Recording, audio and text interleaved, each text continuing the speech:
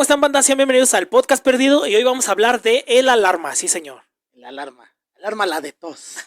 Y hablar de la alarma es hablar de una de la publicación más importante sobre la nota roja que hay en México, ¿no? Pero para hablar de el alarma tenemos que hablar primero de la nota roja. ¿Dónde crees tú que inicia la nota roja en México? Mira, la nota roja en México, la nota roja inicia desde, digamos, no sé, 1988 con Jack el Destripador, ¿no? En Inglaterra. Okay. Y otras notas por el estilo en España, Francia, Italia, en diferentes lugares, ¿no? Aquí en México, la nota roja inicia en 1889, ¿no? Que es cuando en el periódico El Mercurio de Occidente se narra el asesinato del gobernador de Jalisco, Ramón Corona. Okay. No se narra de manera gráfica, de manera completamente, pues sí, muy explícita todo el homicidio de esta persona, ¿no? De Ramón Corona. 2 o 3 días después, en el mismo periódico aparece la primer fotografía completamente gráfica de un cuerpo en la portada del periódico El Mercurio de Occidente, ¿no? Era la foto de Primitivo Ron. ¿Quién es Primitivo? El que mató a Ramón Corona. ¿El que mató al gobernador? Así es. Ok. Es una fotografía, esa la pueden encontrar en Google. Ajá. ¿No? Y es la primera vez que aparece una fotografía explícita de un cadáver en la portada de un periódico. Ok. Y es este cabrón ahí tirado con todo el pecho agujereado. Sí, entonces ahí es donde consideras que nace la nota roja en México. Ahí nace la nota roja, porque antes no existía, no existía como tal, existían narraciones de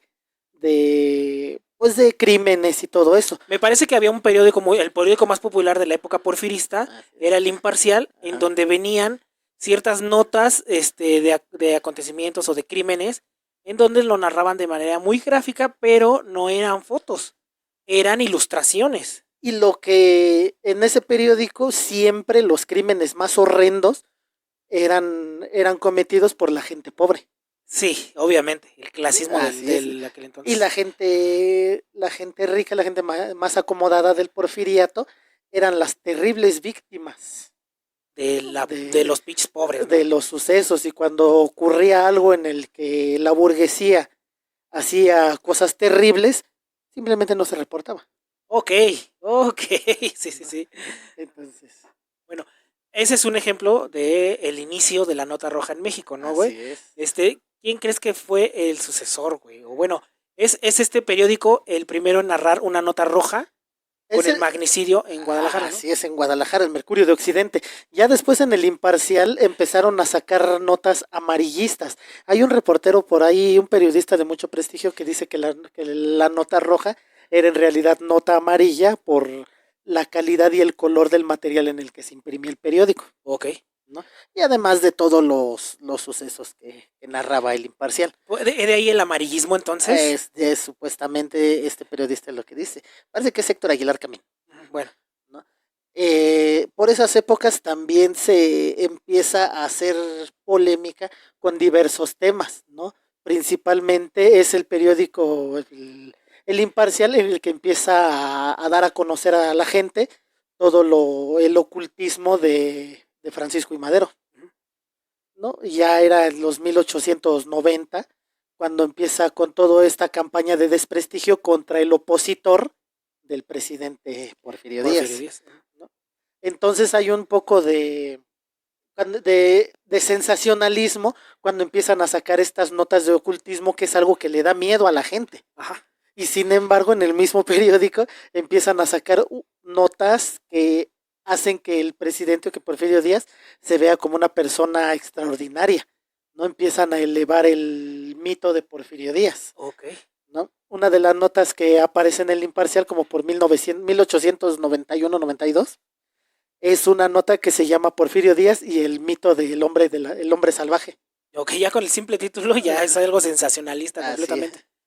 Entonces la publicación dice así, ¿no? Cerca de la zona montañosa de Oaxaca, ya muy cercana a la zona de Chiapas, Porfirio Díaz y un contingente armado se dirigían a la zona para combatir a unos guerrilleros que se encontraban por ahí. No, mientras llegaban a la zona se encontraron a un grupo de campesinos indígenas que estaban recolectando armas, flechas, lanzas, piedras, todo lo que pudieran para combatir a lo que ellos decían unos hombres salvajes de más de 2 metros. ¿No? Algunos de ellos decían que eran simios, que eran changuitos, changos pues, ¿no? Porfirio Díaz cuando escucha esta historia dice que no puede ser posible porque los simios de la zona son los arahuatos, no unos animalitos chiquititos, que no es posible que este tipo de animales pueda secuestrar a alguien. Pero bueno, ahí se quedó el cabrón. ¿No? Narra Porfirio Díaz que cuando se internaron a la parte más profunda de la selva, en una parte les empezaron a arrojar piedras gigantescas, piedras grandes. Cuando detectaron de dónde venían las piedras, ellos se dieron cuenta que eran unos simios gigantes y súper musculosos los que estaban arrojando las piedras hacia el contingente de Porfirio Díaz. Ok. Porfirio Díaz decide dar la orden a su contingente armado de que ataquen a las criaturas, acabando con ellas. No, cuando la agresión termina, todo el contingente de Porfirio Díaz junto con los indígenas suben a la parte en la que estaban los simios gigantes y estaban ahí moribundos, por lo cual los indígenas de la zona acabaron con ellos con piedras y con lanzas. No, Porfirio Díaz cuenta la anécdota que él es el que él les pidió que se detuvieran, que no los mataran, pero la gente enardecida mató a los simios, se metió a las cavernas que estaban por ahí cercas y mató a las hembras y a las crías de esta especie. Okay. Porfirio Díaz se puso triste porque no pudo evitar la matanza de unas criaturas que probablemente eran las últimas de su especie. Ok. Está muy loco, güey. Entonces, esta anécdota también aparece en El Imparcial, ¿no? Pero, pues, ¿qué podría ser? ¿No? Mientras por un lado están hablando del ocultismo de Francisco I. Madero, por otro lado están hablando del heroísmo. De la sorprendente y heroica aventura de Porfirio Díaz. Esto es tan imparcial el pinche, ni tan imparcial el pinche periódico ese, ¿no, güey? Pero bueno, esa es una muestra de lo que se empezaba a cosechar para lo que empezaría a dar la nota roja, ¿no, güey? Sí es. ¿No? Ya para 1928 es cuando aparece el periódico La Prensa. 1928 es la prensa. 1928, sí, ya había pasado la revolución, todo lo que ya conocemos. ¿No? En 1928 nace el periódico La Prensa, pero era un periódico, La Prensa, el que actualmente vemos en las esquinas, ¿no? La Prensa. Para ese momento era un periódico serio, ¿no? Que te narraba noticias de deportes, de sociales, de política, de, no sé, de cocina, cultura y todo eso. ¿No? Pero en un país que en esa época, el contexto de ese país era un país completamente analfabeta, ¿no? Entonces, pues realmente a la gente no le interesaba consumir noticias de política, ya habían visto el cagadero que había pasado. Ajá, venían de todo. Cultura, pues bueno, vamos. Ajá. No, lo que les interesaba era la nota roja, la nota policíaca. Ajá. Entonces, poco a poco, con el pasar de los años, el periódico La Prensa cambió su formato de un periódico general a convertirse a un periódico de nota roja, o como lo conocemos actualmente. Entonces, podríamos decir que el padre de la nota roja en México es La Prensa. No.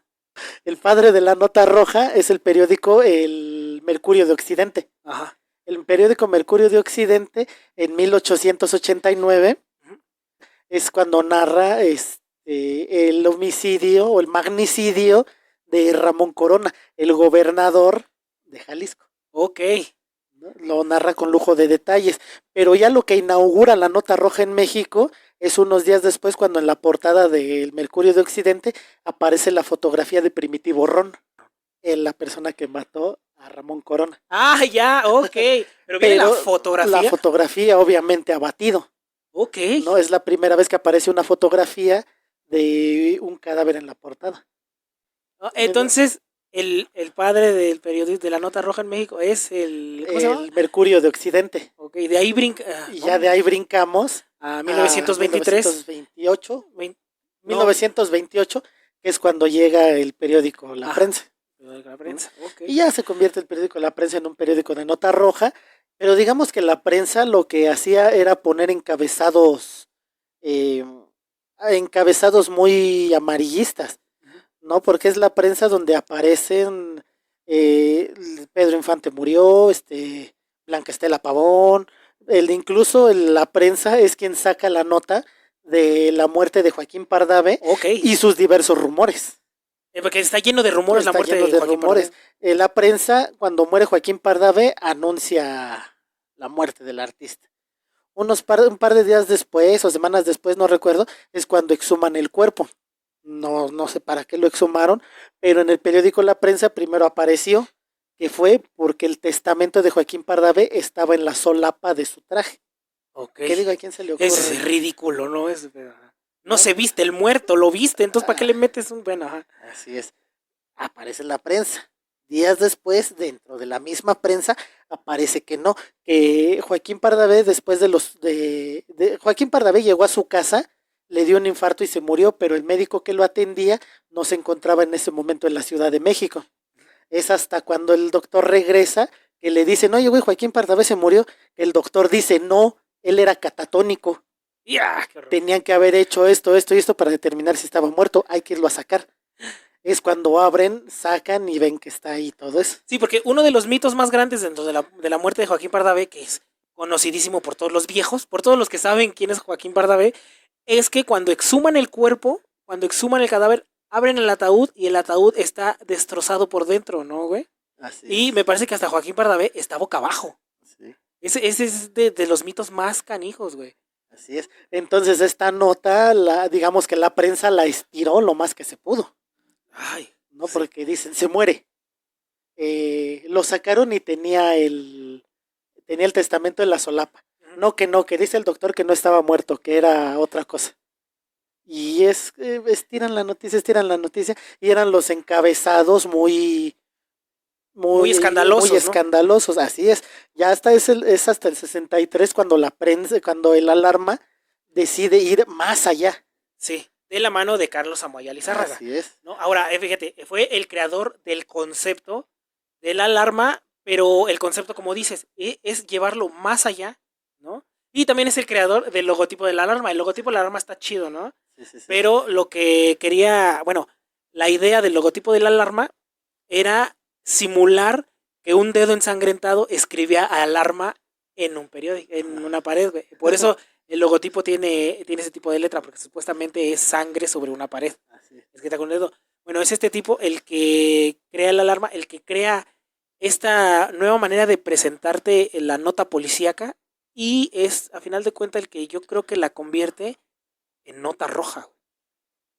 Pues sí, una de las características de... Porque como dices, existía la nota policíaca y la nota amarilla, ¿no? Que es un paso adelante del amarillo, que es el rojo, güey. ¿Y qué es lo que hace la alarma? Es ir un paso adelante. El rojisimísimo. El rojisimísimo. Entonces por eso yo considero que la alarma es aunque no el padre de la nota roja, es el que la instituyó, por así decirlo, güey. Pero bueno, ¿qué tienes tú? Digo que ya la nota roja dan un paso más allá, ya empiezan no solo con encabezados hasta irónicos, graciosos, ¿no? El mató la violóla con una pistola, me parece, como dice la canción. Me parece que esa parte es del segundo editor. Pero bueno, ahorita estamos con el primero. No, empiezan a sacar ya cosas más gráficas, pero el primer boom de la alarma es en 1964 con todo el caso de las Poquianchis. Ok. Incluso las portadas de la alarma de las Poquianchis son icónicas. Así es.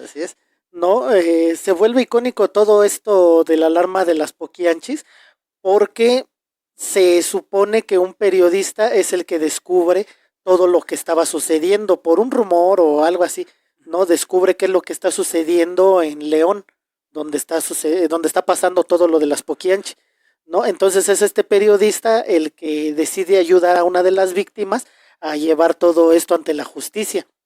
Entonces este personaje era un fotoreportero de la alarma. Y es que empieza a investigar toda la cuestión de las Poquianchi y junto con la policía empieza a hacer las fotografías, empieza a tomar todo lo que viene en las actas, todo lo que sucede en el caso, este cabrón lo empieza a reportar. pero una de las cuestiones básicas del periodismo es que tú como periodista no puedes dar tu opinión, Tu punto de vista sobre el acontecimiento. no, tu obligación es reportar, no dar tu opinión. Pero estos cabrones de la alarma se pasaron esa ley del periodismo por el arco del triunfo y lo que hacen es opinar, dar su punto de vista, hasta cierto punto generar un no sé, un cólera masivo. Ajá. Que llevó a que la gente buscara linchar a las poquianchis, porque ellos promovían, hasta cierto punto, promovían el linchamiento de estas mujeres por medio del semanario. Mira, a final de cuentas el Alarma encontró la combinación perfecta entre historias populares y fotografías extremadamente fuertes y un sentido del humor negro, pero muy, muy negro, güey, casi enfermizo, cabrón. Así es. Ahorita vemos las cabeceras de los periódicos. No, se fue por vino y ya no vino. Ajá. No solo aguantó 7 balazos en la cabeza. Sí. Espeluznante. ese tipo de encabezados, pero pues eso ya viene desde tiempo atrás con el Alarma. Ajá, sí, y otra de las características es que su único fin era informar lo que acontecía. No buscaba, no les importaba dar una información útil, no les importaba resolver un crimen. Lo único que les importaba era narrarte lo que sucedió de manera explícita, ¿no, güey? Así es como nace el Alarma, güey. Y una característica también es que, por ejemplo, hasta cierto punto se podría decir que no son amarillistas, porque ellos están narrando los hechos, ¿no? Si dentro de la carpeta de investigación decía que a esta persona se le habían dado 20 balazos, es lo que se reportaba. Es que me parece que todas las notas las sacaban de los peritos, güey. Así es. Entonces, una de las máximas del Alarma era no inventar, ¿no? Y decir 100% la verdad, porque el editor era lo que decía, güey, que si el Alarma se ponía a inventar notas, ¿no? Como podría serlo un poco el amarillismo o el sensacionalismo. Entonces, si se ponían a inventar notas, no iban a llegar a ser tan espectaculares como las notas que narraban, güey. Porque a final de cuentas la realidad siempre supera la ficción, güey. Y es algo de lo que estaba muy consciente el editor. Es que si nos ponemos a inventar historias, no vamos a ser tan crueles como las que estamos narrando. Entonces, una de las máximas del Alarma era siempre decir la verdad, güey. Si en el acontecimiento daban 57 machetazos, era porque el perito así lo puso. Esta persona murió de 57 machetazos. Si eran 3 balazos, 2 machetazos y una picada de hoyo, pues era exactamente lo que ponían, güey, porque sus publicaciones estaban, o sea, primero tenían que pasar por el perito, y el perito es el que les daba toda la información. El editor decía, esto está 100% corroborado. Si sí está corroborado, bueno, pásalo, porque la realidad siempre supera la ficción, güey. Sí, ya en esas épocas llegaron a vender hasta más de 3,000 ejemplares. 3,000 no es muy poquito, güey. No, bueno, pero para la época y para un semanario prácticamente independiente, okay, sí, eran muchísimas cantidades, ¿no? Ya es hasta, adelantándonos un poco, ya es hasta 1985 cuando ya empiezan a tener una circulación de más de 2 o 3 millones. Ahorita vamos a eso, estamos con las poquianchis. El Alarma venía de publicar, de que sus publicaciones fueran de aproximadamente 2,000, 3,000 ejemplares, ¿no? Es con las poquianchis cuando llegan a 500,000 ejemplares, güey. Se van, güey. Se van a las nubes. El tema de las poquianchis se convierte en icónico del Alarma porque es el que los catapulta, güey. Es el que los lleva más allá, güey, porque pasaron de vender 2,000 a 3,000 ejemplares a vender 500,000 ejemplares, güey, en un día, güey. Es impensable ahorita eso. Por ejemplo, el segundo boom de la Alarma es cuando sucede el terremoto de 1985. Ajá, mira, venían de tener éxitos como el de las poquianchis y a raíz de las poquianchis su estándar era de menos de 500,000 ejemplares, ¿no? Pero estamos hablando de una publicación creo que semanal en aquel entonces, ¿no? Publicaban muchísimo, güey. Llega a los terribles acontecimientos del temblor del 85 y es ahí en donde la Alarma se convierte en la publicación la publicación más vendida en la historia de este país, güey. Porque en la edición del temblor de 1985 vendió 2 millones de publicaciones, güey. 2 millones de ejemplares, güey. Es la publicación que más ha vendido en la historia de México, güey. Sí, luego el semanario era una revista como de 20 páginas. El del terremoto del 85 se convierte al doble, como de 42 páginas, todas llenas de fotografías. Incluso el Alarma tiene diversas secciones, ¿no? Las de esas secciones quedaron fuera para llenar de pura fotografía de los hechos de... Ajá, sí, por eso se vendió tanto, porque la alarma, se va mucho bueno, lo que te vende es morbo, güey. Entonces, después del acontecimiento tan terrible que fue el temblor del 85, cabrón, estos güeyes tenían todas las fotografías del acontecimiento. Yo recuerdo que, la abuelita de un amigo nos platicaba que utilizaban el alarma para identificar cadáveres, güey. Así de importante se convirtió la revista en ese acontecimiento, güey. Por eso hubo tantas ventas, porque por eso llegaron a al los 2 tomar millones. las fotografías tan gráficas del cuerpo y estar saliendo, y porque incluso en esa publicación te aparecía la foto y a dónde iba a ser trasladado. Sí, porque como una vez como ya lo comentamos, güey, toda la información de la alarma viene directamente de los peritos. Información verificada. Entonces la gente cuando veía la fotografía y por desgracia lograba identificar a algún familiar, dentro de la información de la fotografía aparecía a dónde había sido trasladado. Ajá. Y te digo que es lo que nos platicaba esta señora, que utilizaban el alarma para identificar cadáveres. Sí, sí. Está bien, cabrón. Y el alarma ha tenido muchas portadas y muchas cuestiones muy icónicas a lo largo del tiempo. Una de las, bueno, vamos a esto. Ya hablamos un poco de cómo nació la alarma. Vienen de estos dos grandes booms, ¿no? De las Poquianchis.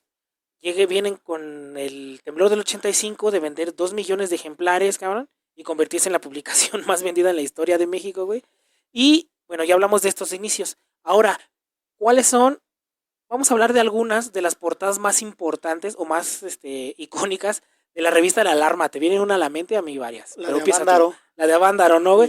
En donde, como dices tú, los güeyes que editan esta madre empiezan a dar su punto de vista de los acontecimientos, güey. Y uno asquerosísimo es el de Avándaro, ¿no? Fíjate, ese de Avándaro es el Alarma 439 de 1971. Ajá. ¿No? Y en la portada decía, el infierno de Avándaro, encueramiento, marihuaniza, degenere sexual, mugre, pelo, sangre y muerte. O sea, ahí estamos hablando que el editor era tu abuelita, güey, y que le valió gorro y no hizo una narración del acontecimiento de Avándaro, güey. Juzgó completamente, güey, ¿no? Fue el Alarma fue de los principales culpables, yo lo considero así, güey, de la prohibición del rock en este país, ¿no? Sí, con encabezados de ese título. Sí, porque ¿cuándo fue En el 71. En el 71, güey. No manches, pues está cabrón, güey, porque... Y luego ya teníamos el antecedente de Woodstock, que fue en el 68. Ajá, que una vez más llegó a México como un evento de hipiosos y de mugrosos marihuanos y que la chingada. Lo que termina de estigmatizar la marihuana en este país, güey, es el Alarma con el encabezado de Avándaro, ¿no? De Avándaro. En donde los tacha de revoltosos, de marihuanos, de huevones, y de ese estigma lo vinieron arrastrando hasta finales de los 90, güey. Estamos de acuerdo que la Alarma fue el que contribuyó a que se jodiera un poco la sociedad mexicana, güey. Sí, porque lejos de narrarte un acontecimiento, dieron su opinión. Así es. Y es que lo que te comento es mucho, es dar la opinión, y es dar la opinión de gente mocha, a final de cuentas, ¿no? Porque, por ejemplo, en 1970, más o menos, sale el Alarma 398. Y el Alarma siempre se caracterizaba por en sus portadas poner mujercitos. No, es que no es que pusiera mujercitos, es que era un tema. Por eso, estamos hablando de cómo trataba el Alarma la homosexualidad.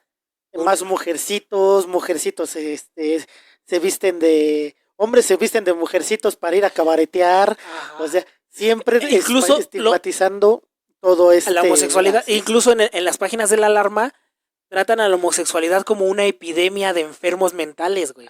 Así tal cual lo ponen. Y la nota de los mujercitos, varios de las personas que salieron en esa nota, güey, incluso cometieron, decidieron terminar con su vida, güey, a raíz de esa nota, güey. El Alarma aparte de ser un fanzine, bueno, no un fanzine. Bueno, ahorita vamos a los fanzines. Es que no solo alimentaba el morbo de la gente, alimentaba la ideología que existía en ese momento, la intolerancia. Ajá. Y la ignorancia que existía en ese momento eran alimentados por el alarma, por este tipo de publicaciones. Exactamente, güey. ¿No? Algo que actualmente ya no podría ni ser visto, cabrón. Ahorita nosotros en este capítulo ni siquiera podemos mostrar esas portadas.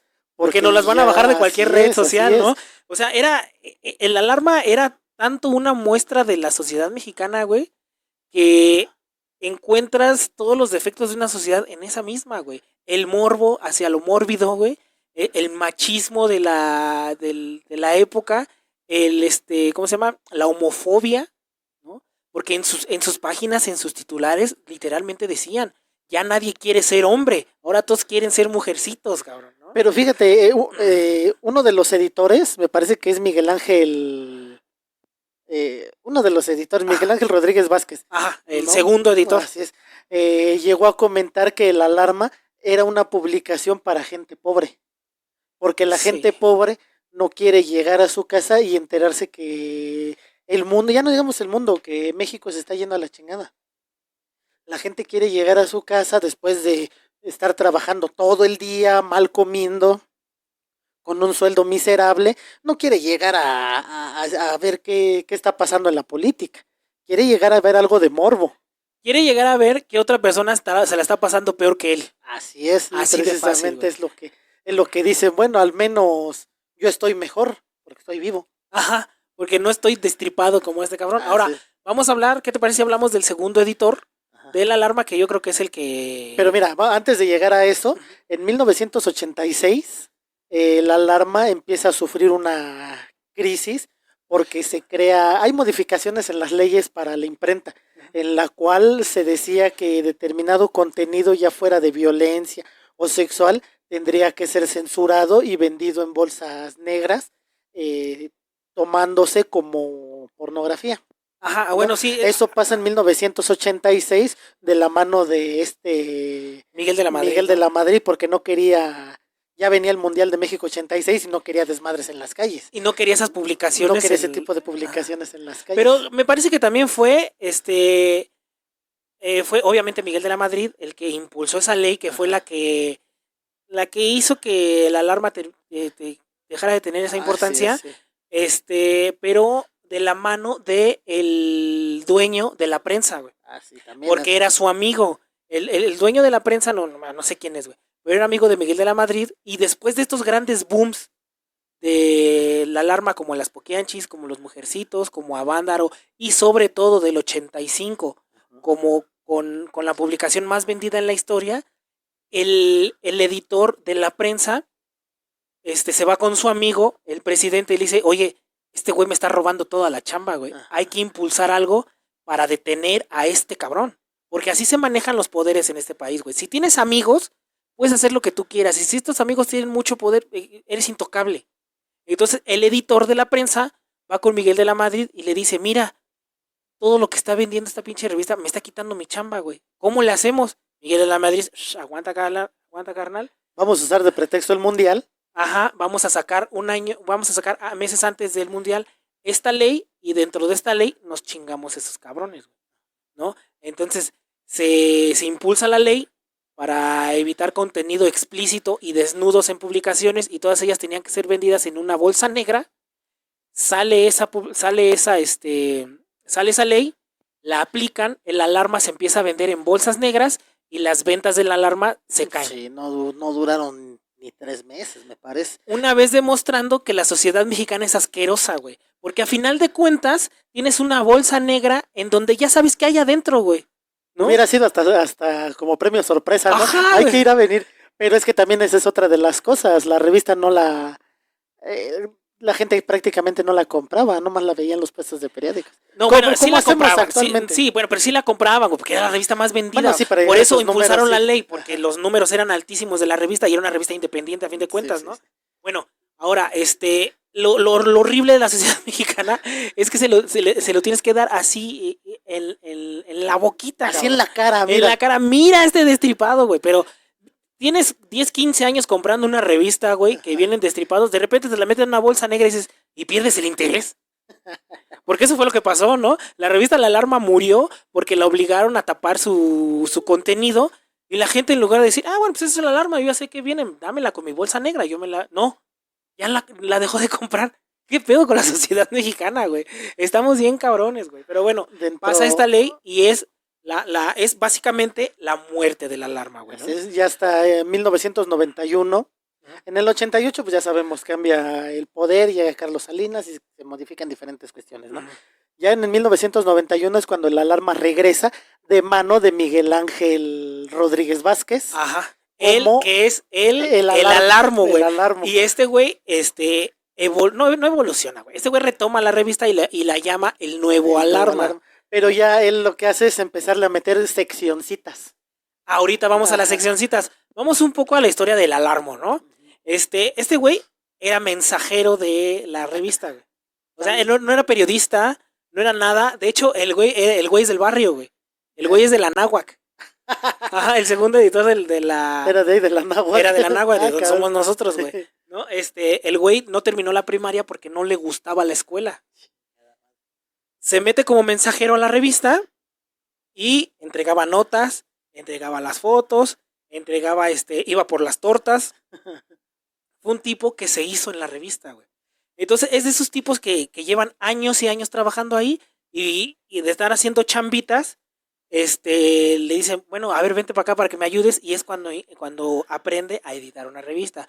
Vente para acá para que veas cómo pedo, y aprende a hacer las secciones. Pero siendo todavía La Alarma. Sí. El viejo Alarma. Ajá, el viejo Alarma. Este güey era mensajero de la revista La Alarma, güey. Y empieza a aprender todo ese pedo, güey, ¿no? Ya cuando desaparece La Alarma, y ya con todo este bagaje que tenía, es cuando renace el Nuevo Alarma de la mano de Miguel Ángel. Y es como que ya el Alarma ya no vuelve a tener los mismos números. Ya nunca vuelve a tener los mismos números. Pero se mantiene a final de cuentas. Pero es con este cabrón en donde el Alarma empieza a internacionalizarse, güey. Y a venderse en Estados Unidos, en Francia, en partes de Alemania, en Japón. Yo creo que eso ya empieza un poco cuando llega todo, porque eso ya es por los 90s. Ajá. En los 90s hubo un boom muy cabrón por Enrique Metinides, ¿no? Que era reportero del Gráfico, me parece, Gráfico, ¿no? Ajá, que es el que tiene la colección de fotografías tomadas por él, más importantes de la Nota Roja. Ahora, llegando a presentar sus exposiciones en diferentes partes del mundo. Ajá, ahora, ¿quién es el fotógrafo? ¿Cómo se llama? Enrique Metinides. Uh-huh. Enrique Metinides es un fotógrafo de Nota Roja que él empezó desde que tenía... hay un documental en Netflix que se llama El hombre que vio demasiado, ¿no? Y en ese documental él narra que desde muy pequeño, ¿no? Él ya tomaba fotografías de carros chocados. Ajá. Porque era algo que le gustaba mucho. Hijo morboso. Entonces él cuenta en el documental que en una ocasión en el Ministerio Público de ahí de Cuauhtémoc, ahí el juez le dijo que pasara a las galeras, ¿no? Para que tomara fotos de ahí de los accidentados. Pero morrito. Así es, morrito. Él entra a las galeras y está el médico forense haciendo una autopsia, ¿no? Entonces el médico le habla y le dice, ven, toma una foto. Siendo un niñito como de 10, 11 años. No, estamos hablando, bueno, sí, él empieza a tomar fotos desde los 10, 11 años, pero en esta parte estamos hablando de un niño de 16 años. Ajá. Y le dice, ven, toma una foto. Y el médico agarra la cabeza de un cabrón y este cabrón asustado toma la foto. Y la foto aparece en el documental. No. Entonces Enrique Metinides se empieza a dedicar a todo eso, empieza a tomar todo este tipo de fotografías para los diversos periódicos, que él se especializó en el Gráfico. Ajá. Que empieza a tomar todo este tipo de fotografías y todo y las empieza a vender a diferentes medios. Ajá. Él crea al grupo de los 11, ¿no? Que son unos fotoreporteros de los diferentes periódicos que se juntan hasta la fecha en el Monumento a la Revolución en las madrugadas. Ajá. Y son los que están monitoreando todos los hechos. Ajá. ¿No? Sí, tienen la frecuencia de la policía. para monitorear todos los eventos cabrones que pasan en esta ciudad, ¿no, güey? Así es. Y Enrique Metinides es el que crea ese grupo, es el grupo de los 11. Actualmente puedes ir y ahí los encuentras, ¿no? En sus bochitos. Sí, porque principalmente eran bochitos, ¿no? Son bochitos y actualmente Suru. Bueno, sí. Son Son esos surus que ves por la ciudad que tienen, que dicen prensa, güey. Ajá, ellos son los 11, ¿no? Ajá. Sí.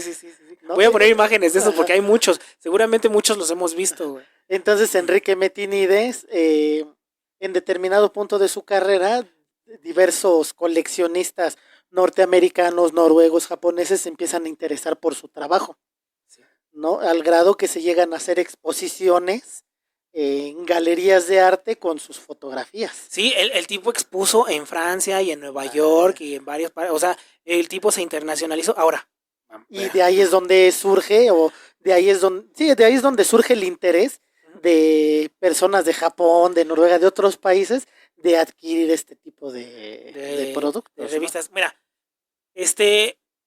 déjate cuento una anécdota que tengo, muy graciosa, con respecto a la internacionalización de la revista La Alarma, güey, ¿no? En mis épocas de ponqueto, a mí nunca me ha gustado ir mucho al Chopo, güey, la neta, se me hace bien de la chingada de ese lugar, pero iba, a final de cuentas, ¿no? A mí yo colecciono cómic mexicano, ¿no? Y me gusta todo el cómic mexicano, que de hecho deberíamos hablar un poquito ahorita del cómic. Pero bueno, empecé a coleccionar cómic, pero de repente empecé a coleccionar fanzines, ¿no?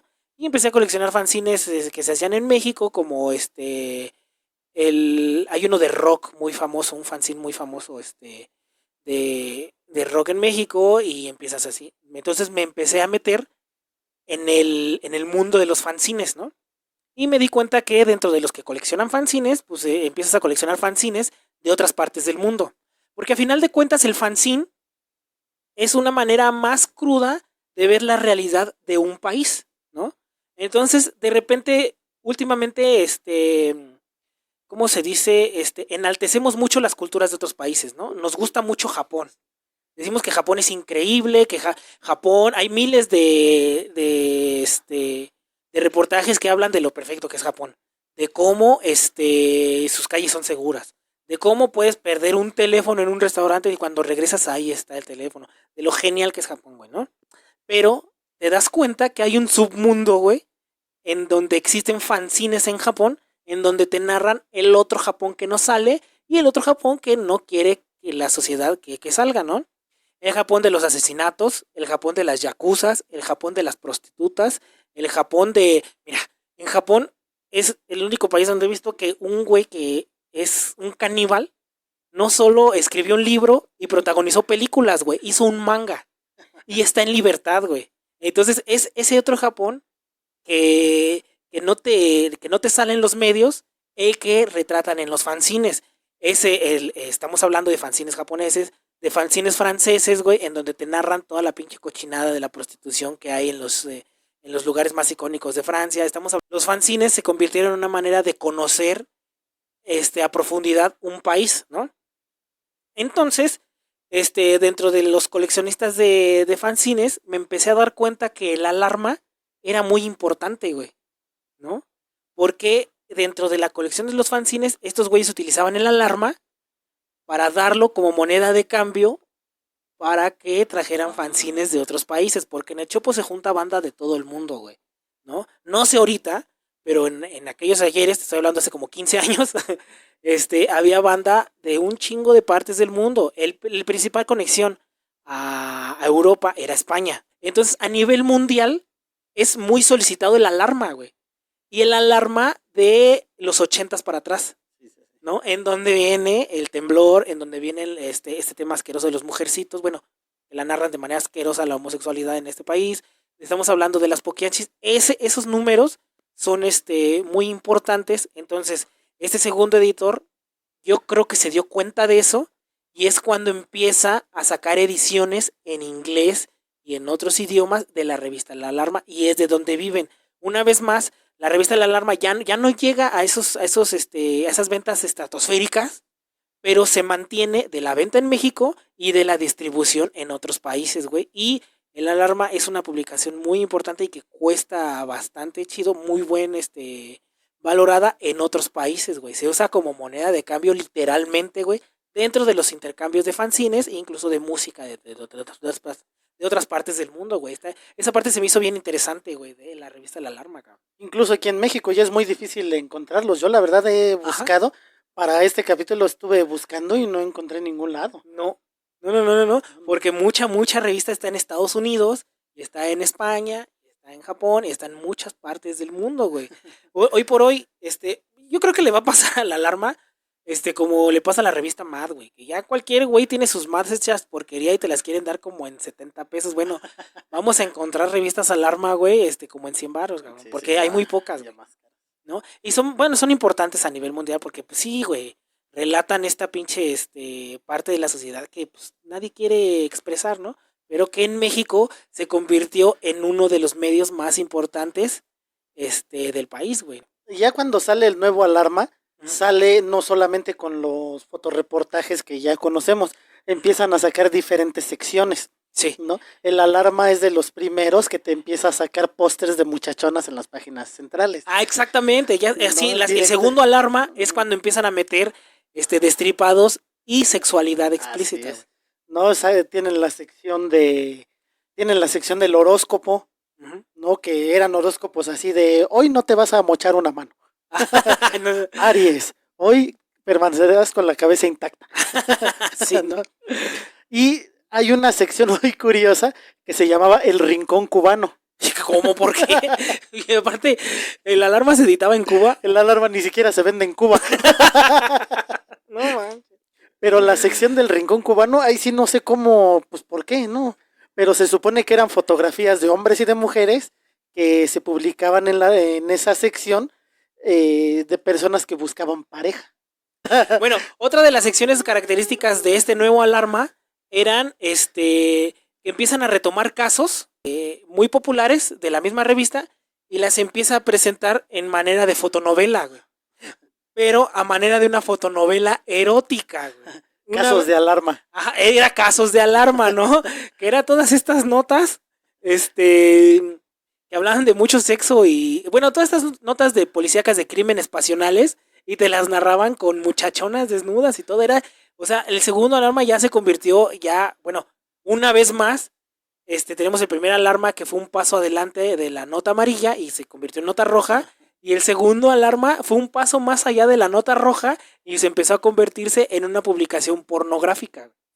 Porque yo sí me acuerdo de las primeras, mis primeros acercamientos al Alarma era porque veía muchachas desnudas, güey. Y veía precisamente casos de Alarma, que eran las fotonovelas del casos Alarma. Reales del Alarma.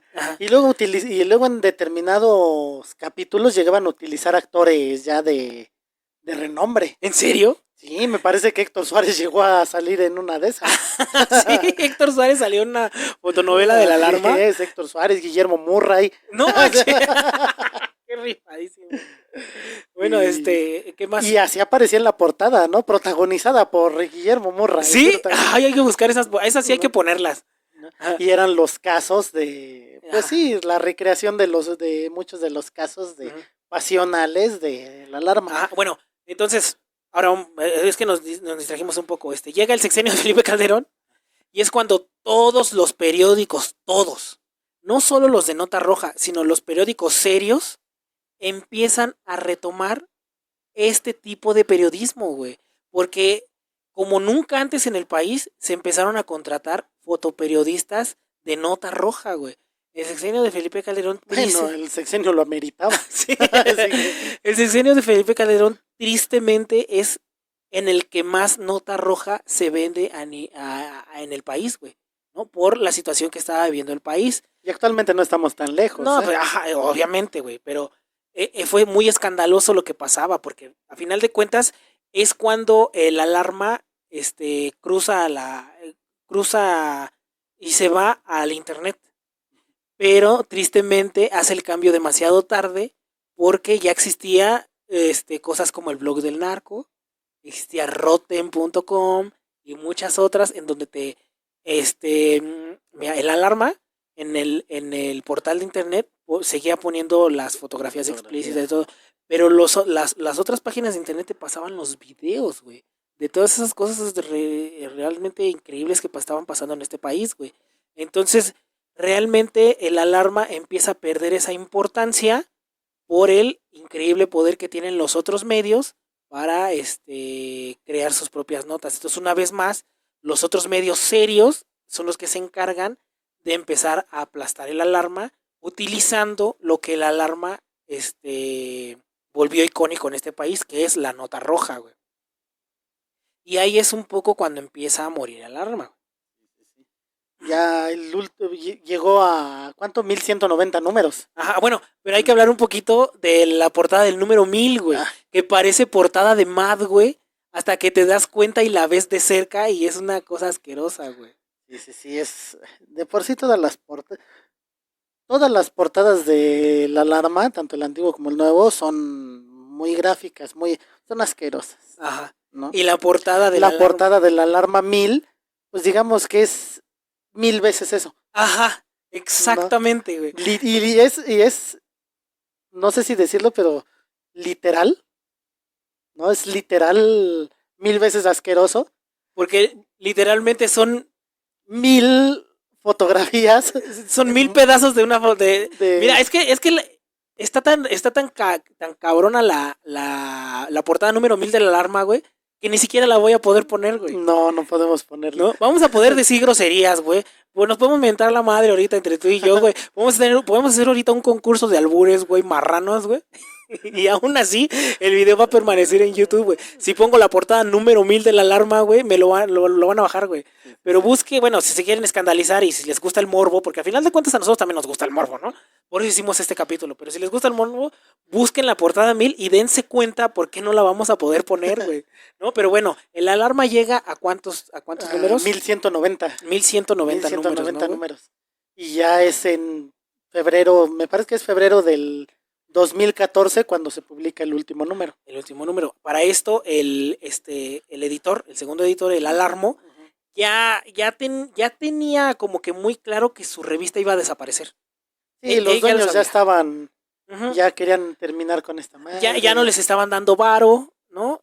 Ya no se vendía tanto. El portal de internet me parece que jamás generó nada. No. O sea, ni siquiera era un portal tan popular, güey. Porque, ya lo dije, porque a raíz existían otros todavía más fuertes. Más fuertes, ¿no? Entonces ya el internet se los comió, güey. Ellos pudieron haber vivido del internet muy bien, pero pues no, se los comieron. Porque incluso la revista, al ser contenido extremadamente gráfico, ni siquiera tenía publicidad. No, me parece que sí tenía publicidad. Publicidad de esos de... El ringtone, ¿no? Sí, ajá, de que mandabas mensajes para que te mandaran un video de una muchachona encuerándose, ¿te acuerdas? Que hasta a las 12 de la noche salían los infomerciales, en los comerciales. Y eso digamos que ya últimas fechas, pero yo que recuerde la alarma no tenía a 90 pesos el kilo de aguacate, ¿no? De la horrera. Sí, no tenía publicidad ni de la horrera. El alarma siempre se mantuvo de la venta de los números. De la increíble venta de números que llegó a tener, güey. Sí. Bueno, entonces llega a 1100, ¿qué? 1190 números. 1190 números y lo gracioso de todo esto es que semanas después de que cierra la alarma, muere Miguel Ángel, el segundo editor de esta revista, fallece, güey, ¿no? Sí, ese se murió en el Metro Valderas de un infarto. Le cargó el chóstomo de un infarto en el Metro Valderas. Sí, ¿no? Ese Metro Valderas es infame. De veras, ¿verdad? Es infame, todo pasa en ese metro. ¿Qué cosa? Bueno, en primer lugar, en el Metro Valderas se murió el editor de la alarma, y hubiera sido una portada muy chida para el siguiente número de la alarma. Pero se murió en un domingo. Ajá. Entonces los colaboradores no se enteraron hasta el lunes que salió en otros periódicos. Bueno, el alarma ya no existía, güey. Se murió 1 o 2 semanas después de que terminó el alarma, güey. De un paro cardíaco, no manches, güey. Otro acontecimiento del Metro Valderas. Pues ha habido un montón, güey. Ahí fue donde por el 2000 hubo un individuo balaceó a un policía y a un albañil que estaba ahí. Es él el tipo que se metió a grafitear el metro en hora pico. Ajá. Y lo quisieron parar y empezó a balacear, ¿no? Sí, incluso hay que hubo como un pequeño mural, ¿no? Sí, hay un pequeño mural en homenaje a las dos víctimas. A estos dos cabrones. No, curiosamente yo en ese entonces yo bueno, hasta la fecha, ¿no? Ajá. Pero yo compraba cómics ahí en Valderas, ahí está el mercado de la Ciudadela, ¿no? Y ahí había varios puestos de cómics y ese día yo estaba por ahí comprando cómics, No manches. platicando ahí con la banda y todo, ¿no? Ya termino de comprar, agarro mis cosas y me voy a subir al metro, pero cuando quiero entrar al metro empiezan a desalojar a toda la gente, Ajá. ¿no? Y pues yo ya lo único que hice fue salirme, ya me fui. Ya hasta en la tarde, en la noche, cuando salió en las noticias lo de la balacera, dije, chinga, yo estaba ahí. Qué cabrón, güey. Con razón no me pasó, con razón no Sí. me fue de meter, ¿verdad? Fíjate que yo también, ves que en el Alarma también se hizo popular la de este cuate que era como un poeta, según era caníbal.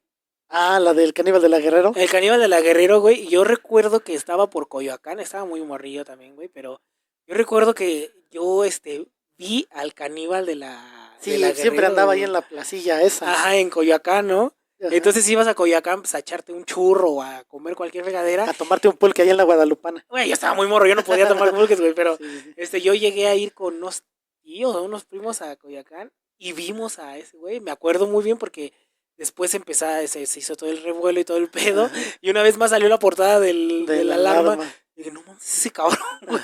Sí, sí, sí, Está sí, muy sí. loco, güey.